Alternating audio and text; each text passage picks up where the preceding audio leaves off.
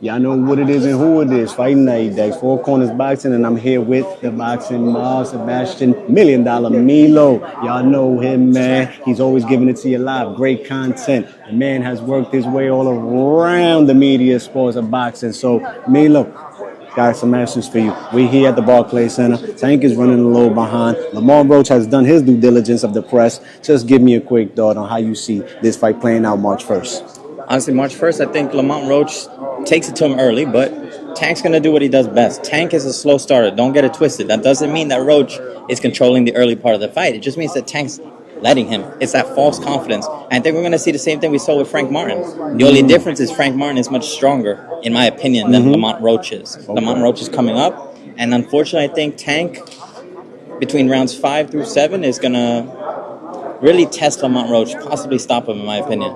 Oh, man, they saying I'm going crazy because I'm saying this fight goes the distance, but I'm trying to cash in some way, somehow. It's either pick the round or it's a decision. But don't get me wrong, like Lamont Roach is one of those guys he's tough. He really believes in himself, and mentality it's a mental game. This is all mental as well.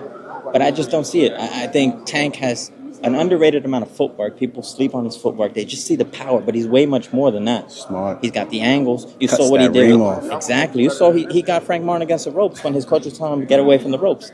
He's tactical. Way more tactical than I think Lamont Roach can bring to this fight. Lamont, block the uppercut, bro. Block the uppercut. PBC has a lot of great action to start the year. Another big blockbuster matchup they just announced is David against David, and my name is David. So you know I'm loving that match. Morrell, Benavidez, light heavyweights. This is a fight we wanted to see at 68. We getting it at 75, and they both debuted not so sharp at 175. How do you see them shaking up in February? Well, may the best David win, but in that opinion, honestly, I think it's Benavidez. I think it's going to come down to experience as well.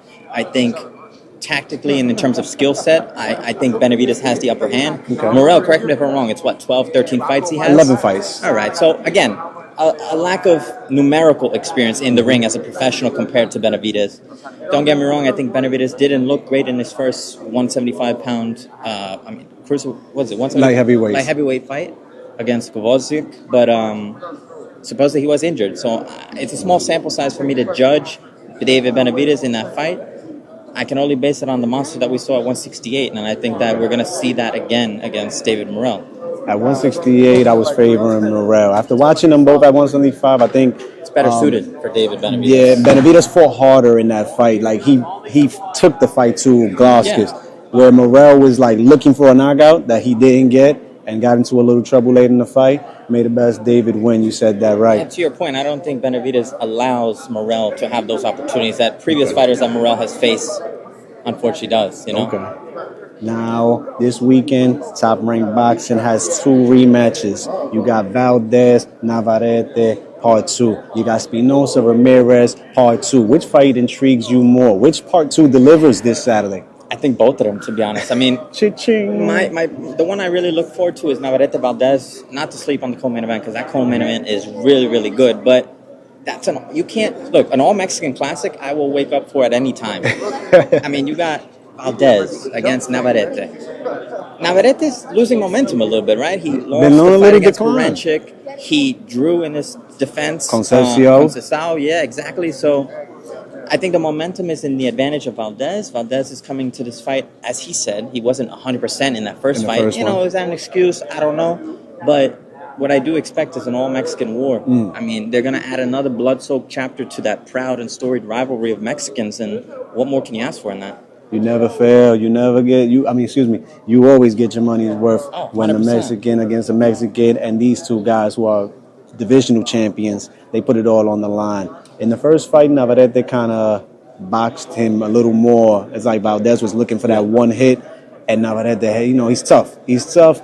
I'm picking Valdez to avenge himself this time. I'm a big Valdez fan. I could see it. I mean, the one thing that I would give towards Navarrete is that awkward, untimable style. He's just very uncomfortable to face. But to your point, Valdez has seen it already. So I think 100% healthy Valdez, mentally, both physically, you may have the advantage. Now we got Divino against El Tren. Divino was supposed to be a stay busy fight. He came supposedly out of nowhere. Yeah. People, please stop sleeping on fighters that you don't know. Watch more boxing. You can't count any fighter out once he's in the ring. He got 2 fists just like the other man. Ramirez has been asking for this rematch. He's finally got his rematch. Can he regain his title, or Divino says this is not a fluke? I'm the real deal. Be careful what you ask for. I don't think Ramirez got it like that. I mean, I think, to your point, Divino, bro, the height at that weight, It's like a that's an Fondora advantage that you can't at even. featherweight, right? You're born with that advantage. I mean, you can't train that. That height at that weight, the skill set that he brings, even if he did come out of nowhere, he's everywhere right now. Everybody's going to know that name after this fight. Divino, he's picking Divino. Cuba, Mexico, and the card is stacked. We also got one more fight this weekend. Paro Hitchens down in Puerto Rico. Liam Paro might as well just moved into Puerto Rico, huh? He came to the island, took the title from the champ, and now he's back defending the title in Puerto Rico, this time against undefeated #1 contender Richardson Hitchens, who has been asking for his time to shine. And can he shine this Saturday and snatch the title from Paro? I'd love to go with my New York brother right there, but I got to go with Paro. Honestly, I just think the momentum is in favor of Paro. I think Tough. the power. He has to look. Hitchens to me has the height, the speed, even maybe the technical skill advantages. But Paro's pressure and the power, I think that's what's going to be the ultimate test for Hitchens in this fight. Something I don't think he's really seen yet. We've seen Hitchens. The last fight. We've seen him struggle with Lemos. He's saying that he kind of slept on him. And you sleep, you get killed in this game. Sure. And we saw that with Berlanga against Martin Cáceres, before. Pacheco. And, yeah, I mean, you see that time and time again. Guys who sleep on others because they don't think they're at that caliber. But that's when you get hurt. And that's when you get in trouble. Maybe it was a fluke for Hitchens. I don't know. But this is the time to show if it was one or it wasn't. Paro is a dog. Richardson showed that he has it in him because he had to fight his way out of that Lemos fight. I think we in for a banger. The zone boxing, top rank boxing, PBC boxing, Golden Boy boxing, the boxing mob covers it all. That's where it's at. Corners, yeah.